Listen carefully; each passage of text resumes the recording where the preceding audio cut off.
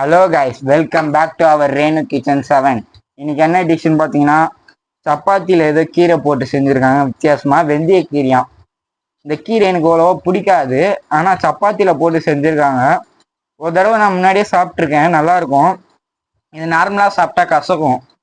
வாங்க சாப்பிட்டு பார்ப்போம். அது கூட தொட்டுக்க பன்னீருக்கு பட்டர் மசாலாவும் இருக்குது, குடமிளகாவோட.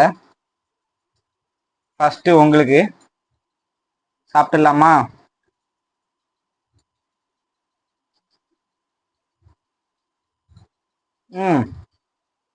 சூப்பராக இருக்குங்க கைஸ். ஸ்மூத்தாக வருது, ஒரு கசப்பும் தெரில. செம்மையாக இருக்குது. நிஜமாக சொல்கிறேன், உங்கள் அம்மா கிட்டேயோ இல்லை யார்கிட்டயோ காட்டி இதே மாதிரி நீங்களும் செஞ்சு பாருங்கள், அப்புறம் உங்களுக்கு புரியும். சரி கைஸ், இன்னொன்று ஒரு வீடியோவில் சந்திப்போம். பாய். மறக்காமல் லைக் பண்ணிடுங்க, ஷேர் பண்ணிடுங்க, கமெண்ட் பண்ணிடுங்க. இது வெந்தயக்கீரை சப்பாத்திக்கு நல்லா இருக்கும். இது யாரும் சின்னவங்கலேருந்து பெரியவங்க வரைக்கும் சாப்பிட்லாம். கசப்பாக இருக்கிறதுனால யாரும் சீக்கிரமாக செய்ய மாட்டேங்க. சப்பாத்தியில் போட்டு செஞ்சால் சூப்பராக இருக்கும். வாங்க இது எப்படி செய்யுதுன்னு பார்ப்போம். ஒரு கட்டு கீரை எடுத்துருக்கேன், 4 பேர் சாப்பிட்ற மாரி. 1/2 கிலோ மாவு, கொஞ்சோண்டு உப்பு போட்டுக்கோங்க. இதில்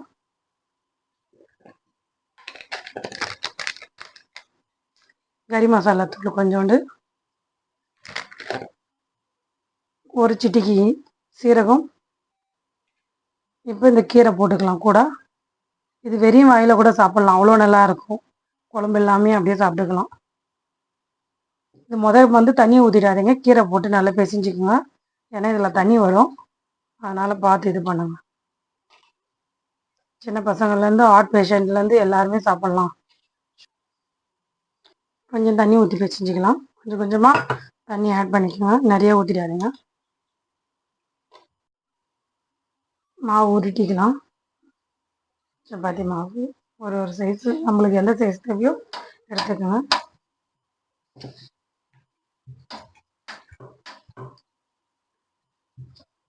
இது கீரையாக தான் இருக்கும், சிம்லேயே வச்சு நல்லா பண்ணுங்க.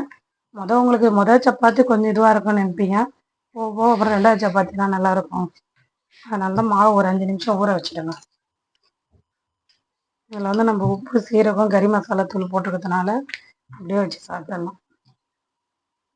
இதை அப்படியே தவாவில் போட்டுடலாம்.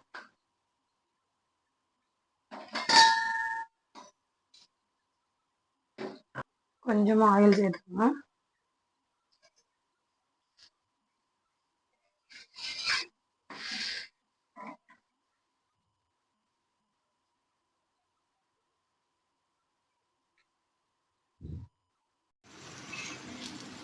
இந்த மாதிரி ப்ரௌன் கலரில் 2 பக்கம் வந்துடணும்.